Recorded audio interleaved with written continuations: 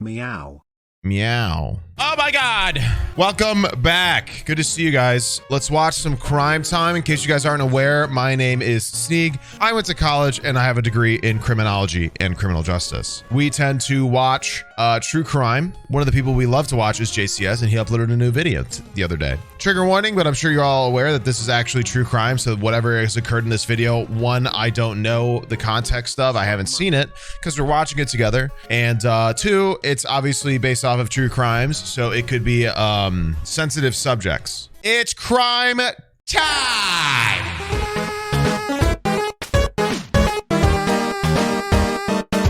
I'm so excited, bro. It's been too long since a JCS upload. All right. 25 gifted subs, thank water, you. didn't you? It's okay. Yeah, grab me some water real quick. I need to get some stuff in here. That's my card. I know I introduced myself to you at your house, but my name is Lisa Reeves, okay? And I am a detective here at the Charlottesville Police Department. Okay. So before I want to talk to you, I want to make sure you do understand your rights, okay? And that way I can explain to you what's going on and all that. Wow, it looks like my camera's in the perfect You spot. understand that? Okay. Today's date is May the 3rd, 2010. The current time is, all right, your first name is George. Yes. George.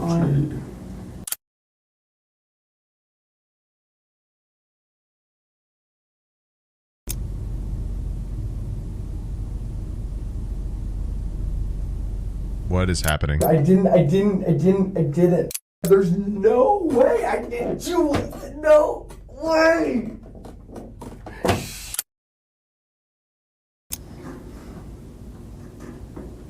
Interesting start. Why did you guys come in and say you were searching for an assault? I never said anything about an assault. Someone came in this I morning. never mentioned to you anything. Just told you we're investigating something. Wanted to know. Investigating Do so. you want me to call anybody for you, George? It's an interesting concept to think of how you might respond to what would normally be an easy question, especially during a circumstance where it becomes a terrifying dilemma. We ask that you contemplate this question while you put yourself in George's position, but not before you grasp the context of what brought him to this moment. It begins with 22-year-old sports scholar Yeardley Love, a star lacrosse player at the University of Virginia. She is captured in this photograph playing in the second-to-last game of the season, clearly aware of the obstacles that lie in front of her, yet continuing to move forward, which is the circumstantial detail that turned this picture into a symbol for the globally recognized organization that would be founded in her memory. This would be the last photograph taken that day, capturing Yeardley's last embrace with her head coach Julie Myers. Both were unaware this exact moment would soon be on the national front pages. What? On May 3rd, 2010, at roughly 2:15 a.m., Yeardley's roommate returned from a night out to their off-campus apartment. Upon entering, she saw that Yeardley's bedroom had been broken into, at which point she rushed inside to find her unresponsive on the mattress. She had blood coming out of her nose and severe bruising across the right side of her face. But the most alarming thing was that she wasn't waking up. Her friend called 911, who instantly guided her through the steps of CPR, which was then taken over by paramedics who arrived on the scene 4 minutes later. But their attempts at revival were unsuccessful, and Yeardley was pronounced dead at exactly 2:47 a.m.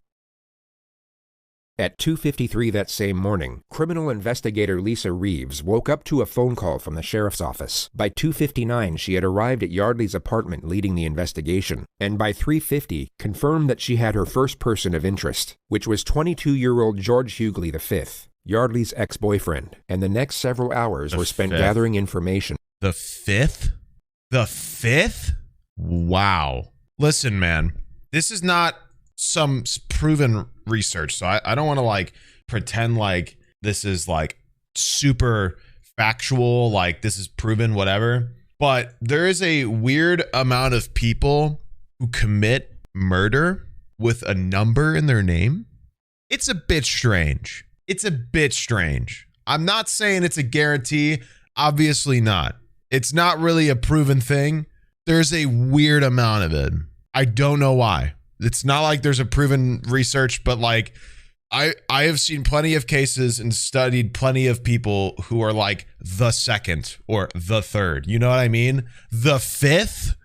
is crazy. I think I went to school with the fifth. He was a nice guy though. I mean, I think he's doing well. He was a really sweet guy. Obviously it's not a proven fact, but like there's a weird amount of them. Anyway. Before she knocked at his front door, she found out that George was a fifth-generation heir to a very wealthy American family, whose roots lay in lumber dating back to the 1900s. He was educated at Landon Gee, Prep, I wonder why. What did he do to get all that in money? Bethesda, Maryland, with annual tuition fees of up to $50,000. George was the star player of the lacrosse team and became an All-American athlete. This led to a full scholarship at the University of Virginia, where he remained a key player in the starting lineup, and where he would also meet, then spark a romance with fellow lacrosse player Yeardley Love. They dated for almost 2 years. Yeardley and Love's relationship was an on-again, off-again one, where they cheated on each other throughout and that tempers flared both ways. What was going on with these two young people? What may have led someone to do what happened? These are just a completely unbelievable set of facts. Everybody watched the relationship. People were really troubled by it. They were scared for her. Nobody knew what to do.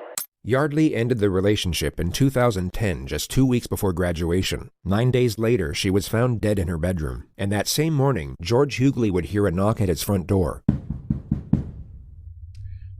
He opened to Detective Lisa Reeves, who was dressed in civilian clothing. She introduced herself as a police officer, but mentioned nothing of the crime. She simply stated that she was conducting an investigation that could benefit from his presence at the sheriff's office. George's response was to lethargically put on his flip-flops, then walk over to the passenger side door of her unmarked police car and let himself in. Somewhat bewildered, Lisa got in and drove them to the police station a few minutes away without talking. It was around then when she noticed bruising on his knuckles and cuts on his forearm, at which point George was no longer a person of interest. He was the prime suspect. Yeah, I've probably said it plenty, but in case you're not aware, in case somebody's ever, and whenever somebody gets killed, the prime suspects are usually like current or ex-boyfriends, parents. Those are the go-tos for sure. Usually the partner or the ex-partner, something like that.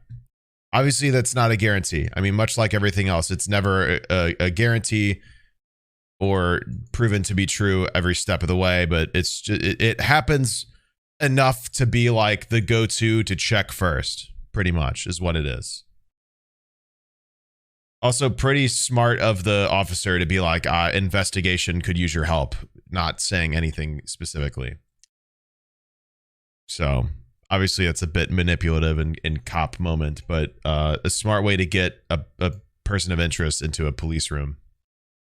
Interrogation room. I don't know why. Police room. I have a degree. Police room. All right. Did you say you did want water, didn't you? I know I introduced myself to you at your house, but my name is Lisa Reeves. Today's date is May the 3rd, 2010. The current time is, I can't tell on that one, 7:52, okay? Smart, but still a cab. Real. What's that? Big true. Paper still right now. All right, your first Oh name no, is not George. wait, a drama Right paper? away, you'll come to notice that George is oblivious to the gravity of his situation, and it would be very safe to assume that he at this moment is unaware that Yeardley has died. He Drama seems to paper. believe that he's in as much trouble as he would be sitting in a principal's office, perhaps for getting in a fight at class or on the lacrosse field, and the sooner he provides a sanitized version of the truth, the sooner he'll get to go home. This, of course, ties in perfectly with the interrogator's opening strategy, which we've labeled warmth for the sake of this video. I can't believe it's shocking to me that a rich, privileged kid is unbeknownst to the gravity of the situation. That is mind-blowing. Can't believe it. The severity of his Wonder why that situation is. to a considerable degree, while maintaining a friendly temperament with a sympathetic undertone. She needs the suspect to feel safe and secure for the time being, as the less cautious he is, the more information he's likely to give away. Then as soon as he locks himself into one particular storyline, the pressure can commence, which often leads to a suspect being laden with panic and contradictions. Very Before smart. we ask you any Very questions, smart and you very must true. understand your rights. You have the right to remain silent. A watered down way to say what he just said, just to keep people on the same page.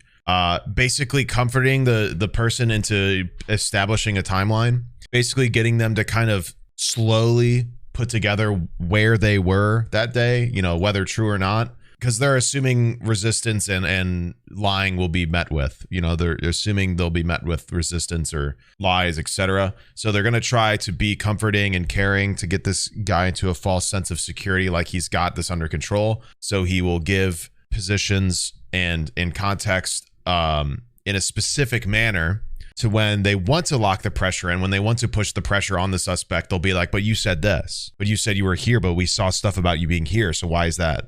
Stuff like that. It's possible, given this is the morning after, they might not have a lot of evidence right away, but they might have some stuff to contradict anything he might say about where he was, because he'll probably lie about where he was at the time, etc. So it's basically a way of committing more pressure onto him besides just pressing him about the crime, because he's the easiest suspect they have. But I guarantee you at some point they're going to lock him into this timeline, and then she's going to start bringing up stuff about like his bruises and the cuts he has, and like he'll say something like, I got it from random activity that's probably going to make no sense, or it's going to be like I went hunting or lacrosse, whatever. He's probably going to say from lacrosse, but it's going to be like, they're going to use basically anything he says from the comforting timeline that he's going to give. Sorry, I'm closing out stuff. From the comforting timeline he's going to give them by like laying it easy on him at the time. They're going to basically take whatever he says to essentially pressure him more to get him to break. It's pretty smart. But once again, this is why you don't talk to police. Obviously, fuck guys who actually commit crimes. But, if this is ever you and you didn't do this, say you were picked up because they think you did something, and they will do this strategy on you if they think you're the guy. It doesn't matter whether you're guilty or not. If they think so, they'll pull out these strats. Could the police make up evidence? Forgot if that's legal. Yes and no. So inside of an interrogation room, they can do some stuff. They can't there's a few things they can't do. They can't say that they'll get out of jail in certain ways, or they can't give a numerical amount of time they'll spend in prison, stuff like that. They can't they can't lie. It's hard. It's a weird gray area of, because they're in an interrogation room, they can lie, but they can't just make an insane claim. You know what I mean? They can't be like, well, we already caught the guy, so you can just take it easy, so you can just be honest with us. You know what I mean? But they can mislead. They can mislead. They can't give evidence of the case that's not true, but say there's two suspects, they could basically be like, well, that guy's talking. That guy's telling us stuff. I mean, we don't even need you. We don't need you. You might as well talk, but we don't need you because that guy's talking. We have everything we need from him. So you don't have to do anything. I mean, you're already in trouble, but if you talk to us, it might be easier for you. You know what I mean? We could tell the judge that it could be easier for you because, we already got everything we need, but if you cooperate with us, it would make our job easier and it would make your time easier. We could tell the judge that, the judge could know that you were cooperative during the case, and then you could have some less time. They can do that. Yeah. Whether they actually can do that, they can't, by the way. Quite literally, the judge doesn't give a shit what the police say. The judge sentences somebody based off of their presence in court, the crime committed, the amount of crimes they've committed prior, and their amount of remorse within the court and within the crime itself, and how they carry themselves within the court trial, etc. Obviously, there's standards to hypothetically and realistically, that's what they're supposed to do. But unfortunately, human bias is within everybody. So, judges typically sentence minority races to longer years in prison because the criminal justice system is literally built to punish minority races for no reason other than racism, because that's what it was built off of. So, I'm saying it more in a what it's meant to be standard, not what it actually is. Summary: police can sort of lie. It's hard. They can't just make shit up, but they can manipulate how they say things to make it seem like they're saying certain things when they're not. And they can basically say, well, it was to solve a crime, so I'm good. It's weird. Yeah, they can just not be truthful is the way to put it, for sure. Anything you say can be used against you in court. You have the right to talk to a lawyer before questioning and have one present during questioning. If you cannot afford a lawyer, one will be provided for you. And if you're willing to talk to us now, you have the right to stop talking anytime. George has two options here. Option 1 is to remain silent, then allow his father to get him the most expensive attorneys in the country. He would then have years to examine the evidence, evaluate the many options available, and then construct the most self-preserving storyline with world-renowned experts in criminal defense before they present it to a jury. Unfortunately for George, he takes option 2. But before he does, rewatch the flawlessly reassuring manner in which he's given the final piece of the Miranda warning. And if you're willing to talk to us now, you have the right to stop talking anytime. Got it? Yep. Awesome. Just need your signature there that you understand your rights and are willing to talk to. It's crazy. It's crazy that this kid has everything going for him in terms of a criminal defense, and he doesn't know any better. He is so ignorant to the system at hand because he's been so privileged to not need to know that he gets put into a criminal justice situation due to his own behavior, obviously. But can't even save himself. Can't even save himself when he has the financial means to have, like, given it a lot of time. You can pay a lot of money to have a lawyer basically filibuster your case until you're ready. He has no excuse. I mean, obviously he committed a crime. Fuck this guy. But he has no excuse to have, like, gotten, obviously, what I'm going to assume absolutely dunked on in this interrogation. So. And the time now is 7:53. All right.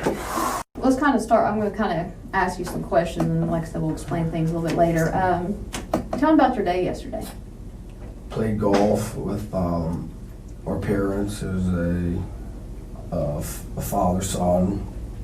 A father-son? Good event. I went to dinner with my dad and my 2 buddies, and then went home. Killed my ex. To the bar for I mean, a to the little bar? while. Went to the bar. Then I went over to talk to Yeardley, and Who's Yeardley? Yeardley is my former girlfriend. Okay.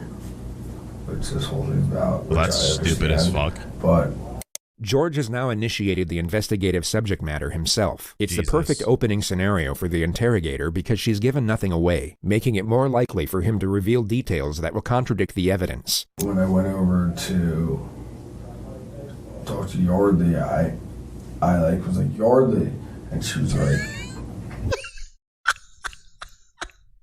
I was like, Yeardley. This guy talks like totally Kyle from the Amanda show, and I was like, oh, a spider, and the spider was like, oh, Kyle.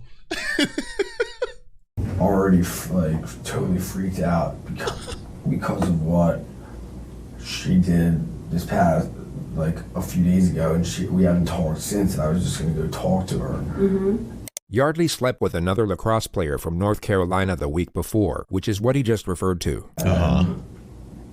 She was already freaking out. You can't come in, you can't come in. And I was like, I'm just trying to talk to you. The investigation team obviously had no way of knowing this, and George has now confessed to the crime of second-degree trespass. More importantly, however, he's just confessed to initiating the supposed confrontation. He now can't say that he was somehow tricked or misled into that situation. He knowingly stepped into it, and so what I think my strategy is gonna be is I'm gonna admit to being there, but I'm gonna pretend I was there at a different time for a different reason. That way that they're they know I was there, and basically they can figure out it was me. critical fact he can actually recognize and remember this will be used against him repeatedly in the future. And she started being getting all really defensive. She was already on the defensive edge, and I was like, listen, I'm not here to I'm just here to talk to you. And she got all getting a headache from listening to this guy's voice. Sat up, her bed's against the wall, if it was in this corner. He was she crazy. Was, she walked in and she her vibes were crazy. And she started being what are you doing? And I was like, I'm here to commit a crime, definitely. And but so I didn't. Chill out, and shook her a little bit. So just to recount what George said over the last 47 seconds, yeah, Yeardley was defensive. Please. While being in a defensive state, she backed up against the wall. She then became aggressive. George's response to this supposed aggression was to initiate physical contact. And she started being freaking out, and I was like, listen, I'm not here doing. Is he gonna claim he killed her by accident? About everything that's ensued in the past week. Ensued. And I'll learn that and she word. was like, and like started like being like, no, like hitting her head, like stop, like she was in the corner, I was sitting on the bed, I was like, stop doing I was like, Bro, what is this method acting? We're just gonna talk. So let's go back half a minute and dissect what actually just happened there. And so I was like, all right, like chill out, like, and choke her a little bit. He will now say the words, and she started being like, then simultaneously mimic a body colliding with the wall. He will then stop himself mid-thought and subtly modify the detail. And she started being like freaking out, and I was like, listen. And she started being like freaking out. He goes from illustrating Yeardley hitting the wall to, as he states, freaking out. And he seems to realize mid-sentence this isn't the best way to explain her injuries, so he changes the detail to buy himself time. And she started being like freaking out, and I was like, listen, I'm not like here to do anything, I'm here to talk to you. He carefully shifts the topic from Yeardley to himself, and keeps it there for 8 seconds before attempting to re-explain what occurred in a more self-preserving manner. And she was like, and like started like being like, no. It's been 5 minutes. No, like hitting her head, like. No jury on the planet will believe that Yeardley was voluntarily slamming her head against the wall with enough force to cause fatal brain damage. All George has done here is give away the fact that he knows Yeardley has sustained some type of head injury, and now lied on record about how it was inflicted. I was like, Yeardley, like, what the hell, like, we were just gonna talk. Is he going to try to say she somehow bashed her head, killing herself in front of him? Surely not. Surely he's not about to say this, right? There's no way that somebody is this fucking stupid, right?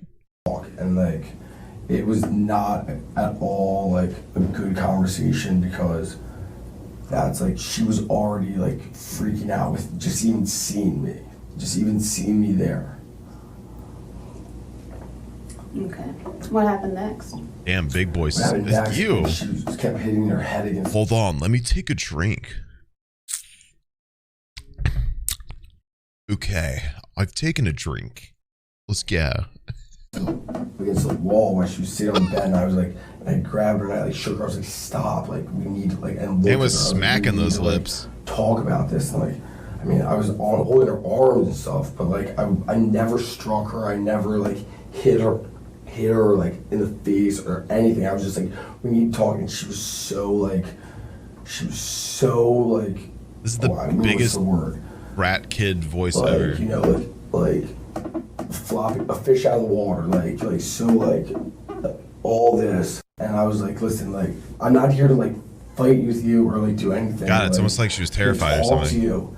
And like, and she was like, no, like get away from me. You have to leave. You have to leave. You have to leave. You have to leave. You have to leave. Like all this stuff. And I was like, all right, like fine, like.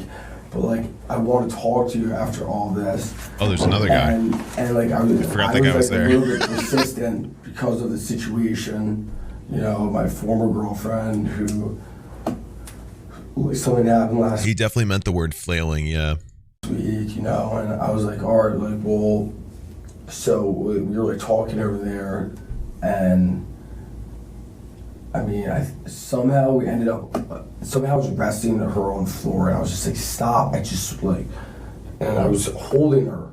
I was holding her. I was a little bit persistent. I was wrestling her on the floor. All further evidence that designates George as the aggressor. He's completely shut down his ability to argue any sort of self-defense claim. And then the conversation, I could tell, was just like, it was not going. Which would be one of the easiest defenses to try to pull, saying that she attacked him or something. Because the only thing that would really go against it is obviously logic, but like forensic evidence towards wounds, like showing that like Yeardley's wounds would be defensive, and or like his would, stuff like that. Oh my god, this guy's an idiot. Going anywhere, and nothing was happening, and she like went back to bed, and I left, and I went back home. Well, you're free to Phase go. 1 is now complete. The suspect has unknowingly What a locked himself genius. into a storyline that will Yep. put him away for a very long time. Yep. The risk of him shutting down or requesting a lawyer is no longer Ready? a primary concern. I told you. So the interrogator will now increase the pressure. Yep. She will confront him on certain elements that she pretended to overlook before. And the ideal scenario is to cause just enough panic so that he backpedals on previous statements and contradicts himself. All right, so you go. I told you. I told you they would do this. And if you remember earlier, even the investigator was like, who's Yeardley? Literally just asked who she was as if she had no idea. They know what they're doing. It's easy stuff. I told you that they would get him to ramble because weirdly enough, a lot of people that commit crimes like to just talk in these rooms because not every criminal is an idiot, but every criminal thinks they can get away with it. That's why they do it. And part of that rationale comes with if they get in this room, they think they can talk themselves out of it. And you know how many people do that? Zero! Literally zero! It's the worst thing you could do. So. Go over there. Knock on the door. Her front door's open. Front door's Her room door was closed. I knocked, like. room door's broken into, which they Yeardley, know. like, she heard me open the door and went in. All right. Went in where? To her room. All right, straight to her bedroom. Straight to her bedroom, yeah. I mean, How'd you get through the door? her door or the front door? Her door. Actually, it might have been locked. It was. Yeah, Yeah. Actually, Admitting to yeah. breaking Just in. be honest with me. Yeah, How'd you no, get yeah, it was actually, it was locked, yeah. Yeah. Because I think I put a hole. Yeah. You punched a hole through the door. Pretty sure, actually, now. Yeah, that you said that, yeah. Now that I think Why- about it, why I would you do did that? damage property. Fuck. Well, I guess. Now that I'm remembering the situation, I did actually break a whole door open and trespass on the property. I didn't know how I forgot that. Thank you. That's really, wow. How did you know that? That's amazing. Thank you for reminding me. Like, that's super helpful. What you doing? Yeah, once I was in her Daddy room, the fourth is gonna be mad. she was like very like, you know, like, or like, no, I'm not, like, I don't want to talk to you. Daddy like, all four, this help me, stuff. Daddy. And she's very like, you know. Throw your all money at the that, police now. like, I don't want to talk. Like, I don't want to talk. Like, you know. Yeah, so true. I was like, listen, like, what you pulled last week was outrageous. Like, I just want to talk to you. Why'd you punch the door then? What you pulled last week was outrageous. The whole like breaking up with me and then having sex with somebody else, I've got to say is pretty outrageous. The way you like broke up with me and then like was trying to move on because like obviously from what I can glean from this video, I'm a piece of shit. So like it's pretty ridiculous. It's outrageous even. A very unusual time to interrupt a suspect in such a contentious manner. He was giving away self-incriminating information that could be used to establish a motive. He was doing exactly what the lead investigator wanted. But Detective Ed has now stopped him in his tracks. It's a reckless maneuver at this point in the interrogation, which Detective Reeves is no doubt conveying at this moment through nonverbal communication. She now has to let the suspect respond as to not undermine their position. Yeah, probably. I could see him doing that if he was saying irrelevant information, but what he's saying is kind of relevant. Probably because they wouldn't know about what happened a week ago until right now or until later. Because I'm assuming either he's going to tell them or whoever she slept with is going to tell them or somehow one of her friends knows, etc. So, yeah. Because I want to talk to her. Detective Reeves will now bring his guard back down through a reassuring tone and gently guide his train of thought back to his grievances with the victim. She pulls this off in 3 questions. All right, well, continue on. That's fine. Continue on. So you're talking to her and she doesn't want to talk to you? Super fine. I mean, we talked though. Like, there was parts where we were talking, and then like. Do you know what you're talking about? I mean, about so many different things. Okay. Like what? Like what she did last week. Mm-hmm.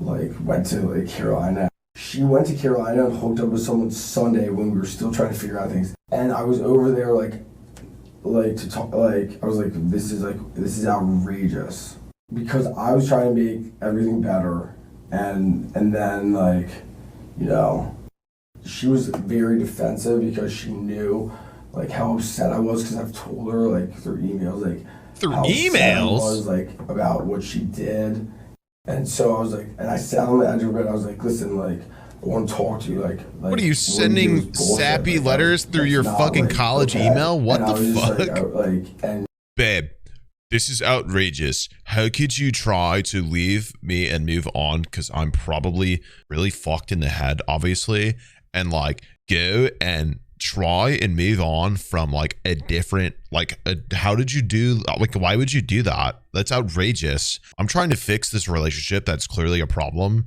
because, like, not only am I a piece of shit, but like clearly it's not working out because of like what information has been given. So like, this is outrageous. Please reply. This is Gregory, by the way. George, I don't remember his name. GregH@hotmail.com. What the fuck?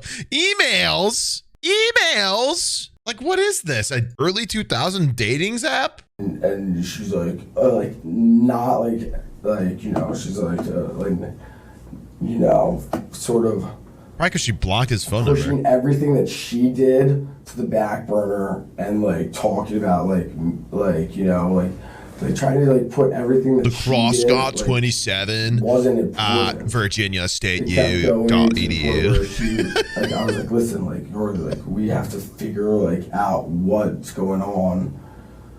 And she was like, I'm not talking to you. And then she like pushed me, like, get out of here, like go. And I was like, no. And like I was like, be like, we have to talk, like, so like get like. When you're doing that, what are you holding on her? On her arms. On her arms, like maybe up here. Like shoulders, You have to talk. like come on, like, you know, and that's when she was like wiggle and like get away and like, you know, like get in the corner, like really like. And then she started bashing her skull in. Almost. It was like outrageous. And then she ended. I think she was back in bed, and I left. I was like, this is not going anywhere. How'd she get back in bed? We were like wrestling, and we stood up, and I tossed her. I pushed her onto the bed. I was like, go to bed. Like, I'll talk to you later. Did you touch her neck area at all? Did you choke her at one point? I may have grabbed her a little bit by the neck when we were like, but I never like Oh my strangled her. god, bro. This But dude's a fucking I mean, idiot. Holy shit. during the whole like Yeah, commotion, like my fingers may have gotten near her esophagus, and like when she was like wiggling and shit, like when she was being outrageous and wiggling, I may have like tightened my fingers around her neck. He's literally confessing. This is insane. and you know, like I might have grabbed her neck, but I never was like strangling her. Okay. More detail that was unknown to the investigation. The fact that he grabbed her neck can now be used as evidence. It paints a more frightening picture of the incident with relation to the suspect's aggression toward the victim. This was an extremely damaging revelation for George's defense. The discussion moves to the moment he left, and George admits that he took Yeardley's laptop. Why'd you grab her laptop? Oh, wow. Because I was so pissed that she wouldn't talk to me. I was like, I don't know. I like took it almost as like collateral, I guess. Collateral? It's not reasonable logic, but Right. Not at all. Okay. I don't know. Did you take anything else besides your laptop? Nothing? No. I mean, All right. So when you left out of there, I mean, you saw that she was bleeding on her nose. She's now about to ask a question with the same implication for a second time. Notice what occurred the first time. Did you go back and check on her at any point? no, I did not. Okay. Did you try to call rescue or anything, make sure she's all right? No, I did not. No. Why?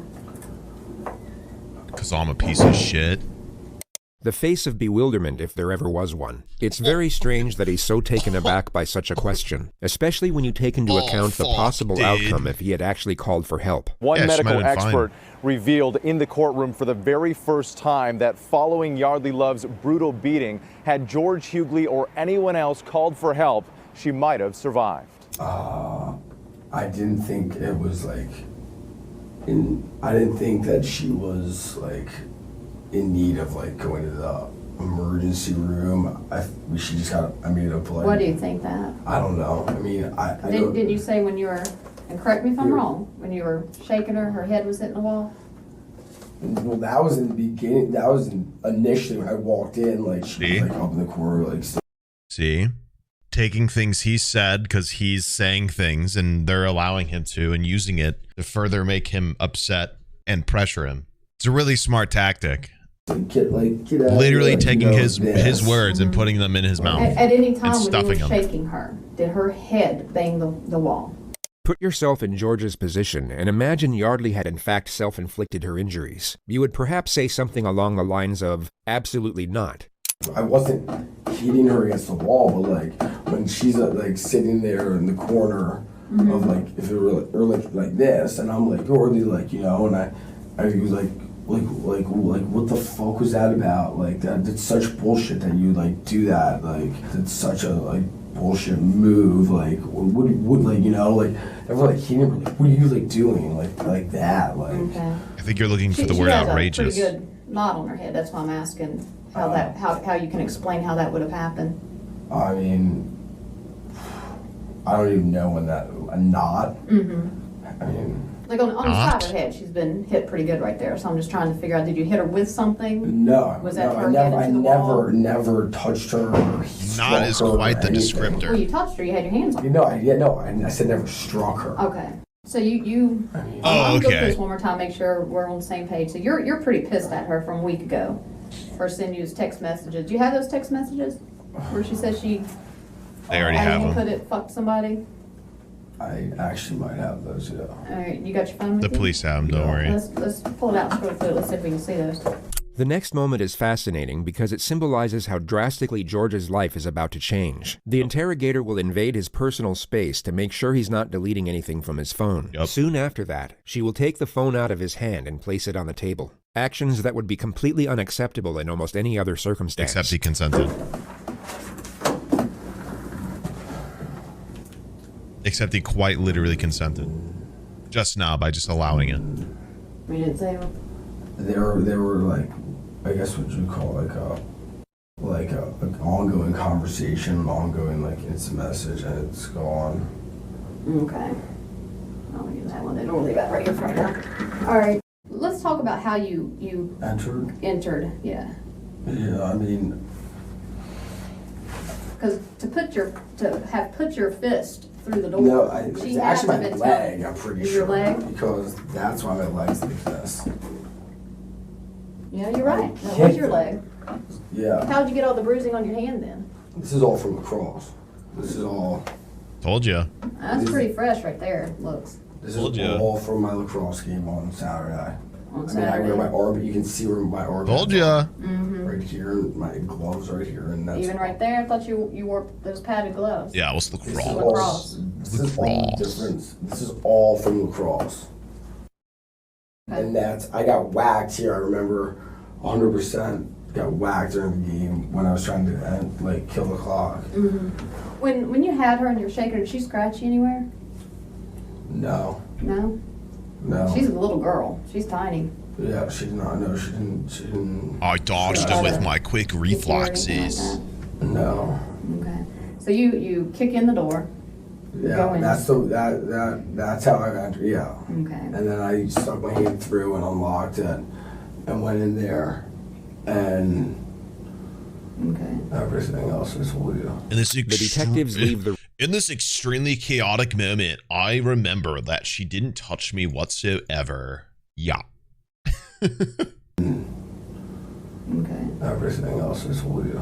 The detectives leave the room for roughly 3 minutes. When they return, it appears Ed is given the chance to lead with a few of his own questions. I know we touched Oh, on yay, Ed. what happened last night, but Question mark. set it up for me, lead it up to me a little bit here. Why did you guys break up exactly? Why? Why? Yeah. Well, we are not from the same area. Right. And she wants me to New York, and I'm not exactly sure what I'm doing yet, but I'd like to move to San Francisco. Why'd you take her computer?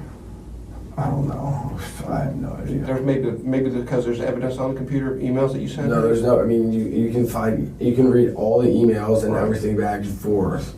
Probably more Detective just Ed now asks back, George not really if he held forth. Yeardley down on the bed. He's trying to subtly set the grounds for an argument of smothering, which isn't a terrible idea, but would be disproven by the autopsy regardless. No, Probably. No. Did you fall down on top of her? You know, rest on We the were ground? wrestling on the ground for like a little Did bit. y'all wrestle on the like- bed at all? No, I never like, I got a no. snack. No, like, choke her. No, I mean like just kind of hold her down until she calmed down on the bed. No, if anything, that would, I mean, and if anything, that would have been like on the floor. When we were on the floor, when her nose started bleeding, we were like wrestling around, and that's when her nose started bleeding. Was it pretty noisy when you all were wrestling around? No, I Was she mean, screaming? Yelling? no, she was not screaming, actually. I mean, if I'm Which I'm cracking my head in the Right. wall, I'm gonna be saying, "Ow." Yeah. Yeah, that's ridiculous. Yeah. How could you say No, that? I mean, she was not screaming. Yeah. She should have been, probably. I mean, maybe. Yeah. She should have been, probably. I mean, maybe. I don't know. Why do you think she should I have? don't know. I mean, well, she was screaming. She when I should have first, been? like, came into the room. She was like, "No, like I'm not talking to you. Like, get the fuck out of here." And Wow, all man. that. But like, I'm baffled by this guy. At any point, before you said you, and this was your words, you said you tossed her on the bed and then you left. yeah, All right. At any point before that, did she lose consciousness? no. Okay. What happened after you tossed her on the bed? Did she move? Talk about, say something? I mean, I literally tossed her on the bed and turned around and Tossed her on the ground or tossed her on the bed and Tossed her on the walked bed. out the door. Okay. So when you tossed her back on the bed, in your mind, she was bleeding? But you This said is she was absurd. bleeding out her nose and you didn't feel like you needed to call rescue?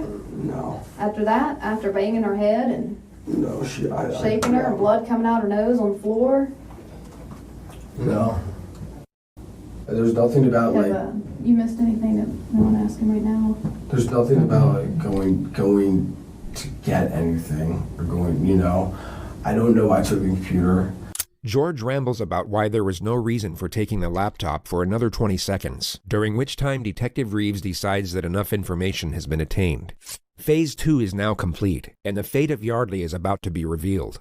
These moments in interrogations are considered important for the purpose of gauging a suspect's response. It's believed that a sharp and sudden revelation can make it difficult to fabricate emotion. So in theory, this will cause a suspect to provide either a genuine response or a relatively obvious disingenuous response, which often comes in the pretense of shock or remorse. I mean, I guess that. Very true.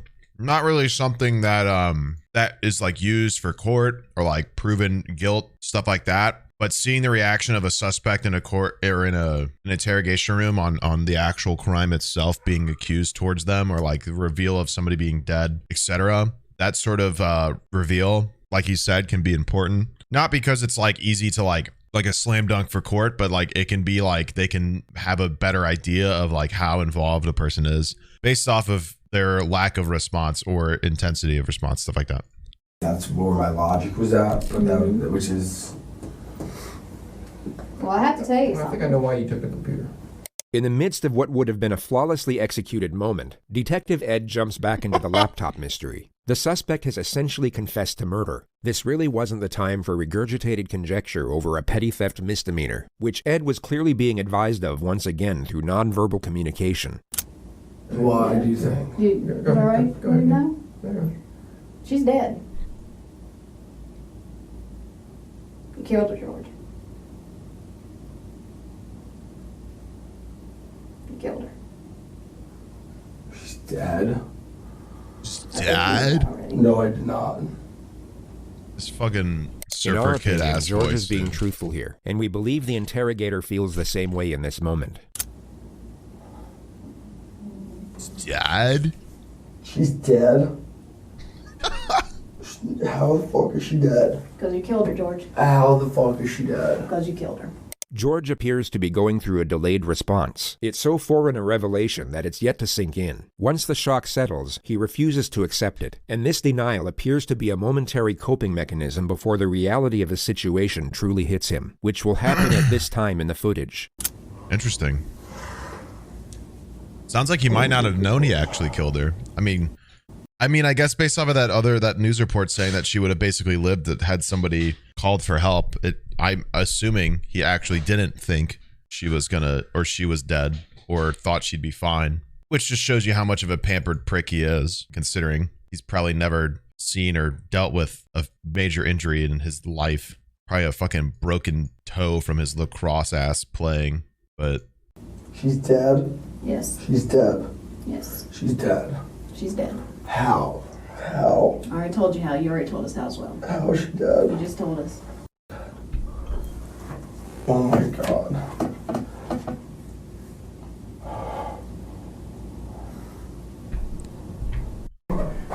You went in there to talk with her, but it got out of control, right, George? The detectives will now add further pressure to keep him talking. Suspects will often divulge information in these moments in the panicked attempt to save themselves, and in doing so can shut down a more credible storyline they haven't thought up yet. And you know what? This would all be conjecture had he not explained everything already. He literally put himself at the crime. He put himself at the scene. He gave them motive. He was literally there. He explained he was there, and they got into an altercation and what his motive is. They don't even have to conjecture here. They're just basically using what he said. Does this mean the lawyers will try to get manslaughter since he didn't have an intention of murder? That depends on whatever text exchanges and emails say. If there's any threat close to death, they could probably get first degree. But yeah, I would assume if the prosecution goes for first degree, the defense, they're going to go for second degree minimum. But I assume that his defense will probably go for manslaughter of the first, just because of how idiotic he is in this interrogation, basically putting himself at the scene and giving motive and means everything. So yeah, he'll probably do that. The alcohol got a hold of you. You kicked in her door. She started to fight with you. You punched her in the head, or you cracked. She's not dead. You cracked her head. Dead. You cracked her head in the window or in the wall. Not dead. She is. She's not dead. I ain't BSing you right now. It's serious. I want to see her. George, look at me. George. She is dead. You were not here to dance with us. You're here because she's dead. The alcohol. I don't believe it. I don't believe it's it. true, dude. I didn't. I don't believe that she's dead. I don't believe that she's dead. I don't believe that she's dead. Did you punch her? Did you hit her? There's no way she's dead. She's not dead. I didn't. I never did anything. I did not. All right, let's calm down. I did not hurt her. Like she's not dead. Let him calm down. Just out of protocol, what we gotta do is stand up for me, George. Go ahead, put your hands behind your back for me. Turn. Relax. It's all right. Relax. You'll be alright. Tell me she's not dead. Tell me she's not dead, though. Please. Will you tell me she's not dead? Relax. Please, will you tell me You know what? He I wish sounds I like could a tell you that, TikTok George. fuckboy, dude. 22-year-old. 22. I was And her trying to life figure is out how he what exactly it is, the accent. It's a TikTok fuckboy. That's the accent. No way. I do not believe it. I do not believe Like the guys who post weird TikToks with their shirts off, being like, she doesn't like.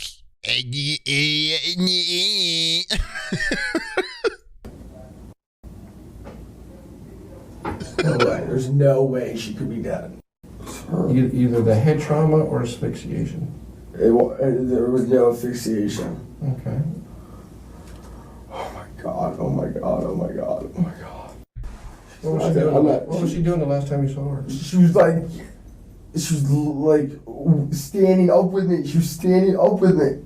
She was standing up with me, looking at me. Was she standing or you were holding her? She was standing up, looking at me. Okay. She's not dead. I know she's not dead. I know 100 million% she's not dead. I did. 100 million%. She cannot be dead. I know it got out of hand, George. No, it didn't. And she's like, no, get away from me. You have to leave, you have to leave. I was a little bit persistent. Was she screaming? She should have been. I didn't kill her and leave. I didn't just, oh my God. I didn't kill her. Those are kind of clipped in a weird way to show that was the conversation exactly. No way, I didn't do it. No way. No way. That conversation was a bit different, but so similar. I want a lawyer. I don't believe this. Way too late, bud. The lawyer's gonna have a great time. What? There's no way. There's no why. There's no why. There's no fucking way. There's no why. Should I talk to someone? Who do you want to talk to? Anyone. A lawyer. One will get appointed to you. Okay, what do I do now? Go to jail? Yeah. All right, George, right now, I know you no longer want to talk to us, that's fine, just let you know something. We're working on a search warrant right now, and what it is we're going to have to collect some stuff from you, like what's called a buckle swab. Okay. DNA, the laptop he stole.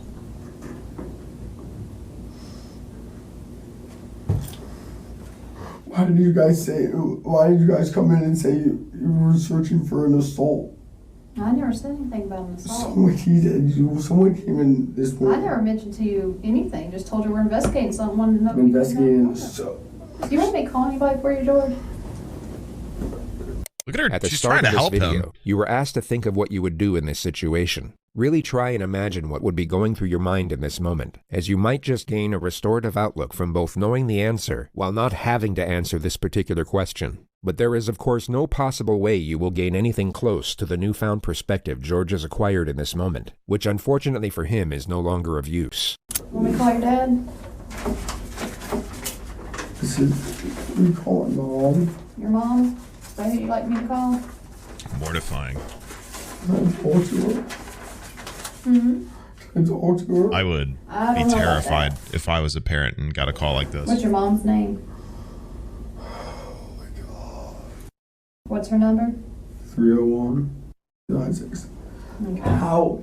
Did you want me to call your dad? Or just her? She will tell her. Hmm? She can tell her everything. Okay. How?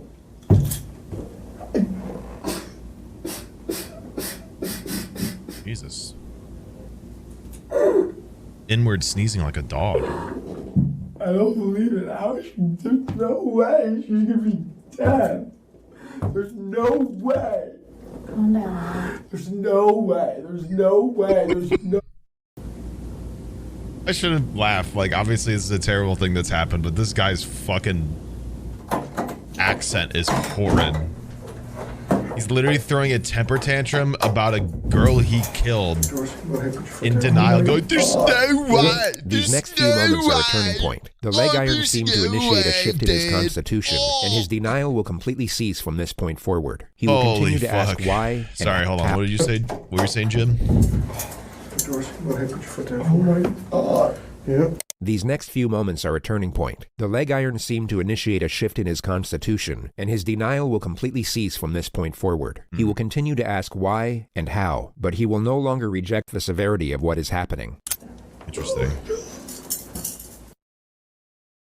Oh my God.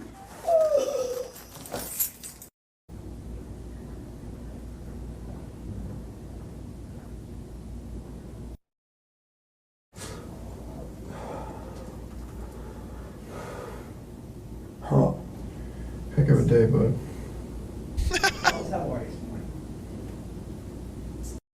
Good stuff, Ed.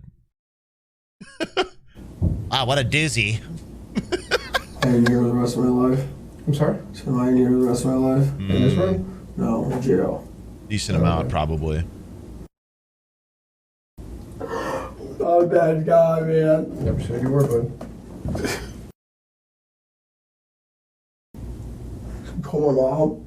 Ooh, stop that. Stop flexing the grips, bud. Yeah, you do want to. When did his flip-flops get Not when off? You need your family the most, bud. You know? Dude.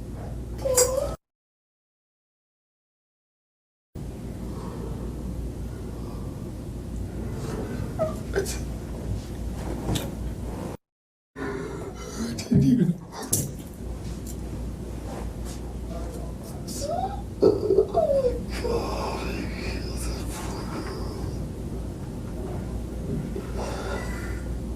George was taken to the regional jail soon after this moment. He would go on to plead not guilty to murder and was held without bond for almost 2 years awaiting trial. It began on February 6, 2012. The testimony is now underway in the murder trial of the former UVA lacrosse player accused of killing his ex-girlfriend. For the first time, we have video of Hughley as he was led into the courtroom. Contrary to his appearance in the days that followed his arrest for the murder of 22-year-old Yeardley Love, he appeared pale, frail, and gaunt. The prosecution presented a case that Hughley went to Love's apartment that night, busted through her bedroom door, and in some way struck her, causing blunt force trauma, which led to her death. We've also learned that on that night, George Hughley was exchanging what were described as playful text messages with 3 other women. Those messages continued late into the night and even after the alleged attack. Throughout this trial, Hughley has sat expressionless, almost stoic at the defense table. All of that changed today. As this police interview was airing, Hughley began crying, was often pinching the bridge of his nose with his hands and looking down as he listened to the sound of his own hysterical voice. I did not kill her. I did not kill her. I did not. In court Tuesday, Hughley's defense faced an uphill climb. The most riveting testimony came from former UNC lacrosse player Michael Burns, who testified that one time while visiting UVA, he heard some yelling for help from Hughley's apartment. When he opened the door, he said he found Hughley with his arm wrapped around Love's neck, choking her. Hughley then let her go, and she ran out of the room crying. A variety of medical experts took the stand this Wednesday. Oh my They all God. seem to agree that Love's death was the result of blunt force trauma to the head. Wow. This was followed by highly distressing witness testimony from This image. This is the brain. What a great drawing. Yeardley's neighbors. The noise was so loud, this was such a violent death that they heard it downstairs, 2 separate witnesses, and it sounded like a stereo crashing to the ground. And it certainly didn't help that the jury knew that she was The neighbors alive heard for it. 2 hours before she died, indicating that if George Hughley had come to his senses, he could have gone back there, called 911, and possibly saved her life. Still, the driving argument for the defense is that George Hughley never intended to kill. They say this was all a tragic accident, that he does not deserve a life sentence, but instead a lesser charge and a second chance. Guilty of second-degree murder, and you will hear the sentence momentarily. Can't believe it. 26-year prison term came down. George Hughley was brought to court to hear his lawyers plead for the judge to cut in half the 26-year sentence recommended by the jury. Judge Edward Hogshire did trim it back, but by just 3 years. The jury in this case recommended 26 years. The judge changed it to 23, probably a small difference, but why would he do that? It's surprising, isn't it, considering this is a woman who was beaten to death in her own bed. We think that George was convicted of a crime inconsistent with the facts, and he received a penalty inconsistent with what the evidence would require. There are no winners in this case. With credit for the time that George Hughley has already served in jail, and if he gets time off for good behavior, he could be out in 18 years. And the family for Yeardley Love has put out this statement saying, "We find no joy in other sorrow. We are relieved to put this chapter behind us." As for George, Devastating. he was incarcerated at the maximum security Augusta Correctional Center for 10 years and has since been transferred to a prison work camp in Richmond where he's expected to serve out the rest of his sentence. The present consensus in the media is that George had no intention of killing Yeardley, but that his 23-year sentence is still appropriate, if not lenient, and that him being drunk to any degree at the time of the murder is not an excuse, nor does it lessen the culpability of his actions to any extent. He'll be released at the age of 45, meaning he will have the second chance at life Yeardley was never afforded. You can decide for yourself whether he deserves it or not. A comforting prospect to this tragedy is the nonprofit organization that arose from it. The One Love Foundation carries extremely important messages, both on social psychology and preventative education. That's tough, man. It's tough. On one hand, it's true. He will get a second chance that Yeardley never gets. But on the other hand, based off of that, I mean, it is kind of clear that he probably didn't mean to. That still doesn't justify what he did. He's probably just so fucking idiotic and pampered that he had no idea that what he did would cause such damage to kill somebody, right? Because he's had no prior experience of that sort of thing. It's a shame, man. That kind of denial is not artificially made that well as well. I feel like the reaction was pretty genuine because honestly, what I imagine, and based off of the report saying that like she was probably in some function alive for 2 hours prior to like after the altercation, based off of that, I'm like, if he knew that she was dead or he had killed her then or meant to, like he would, I don't think he would have said half of the shit he said, because even later he assumed it was about an assault charge. I mean, he said so. Obviously the police said nothing in that regard. He just kind of assumed that himself, but I don't know. I mean, it's tough. It's a tough call. It's not exactly, I mean, that's what sucks, is like, it's not a black and white kind of deal. You could view it as this guy killed somebody, so he gets to go to jail and should forever. But there's like everything in life, there's nuance to all of it. That sucks. I mean, that guy, stupid. I mean, it is weird he assumed that's what it was for. But clearly when he had left, he had no idea that like it was actually going to result in her dying. I mean, obviously his response was not appropriate. There's no defense from me here in that regard. But yeah, clearly out of touch with the gravity of the situation and the realistic nature of like how much harm he could cause.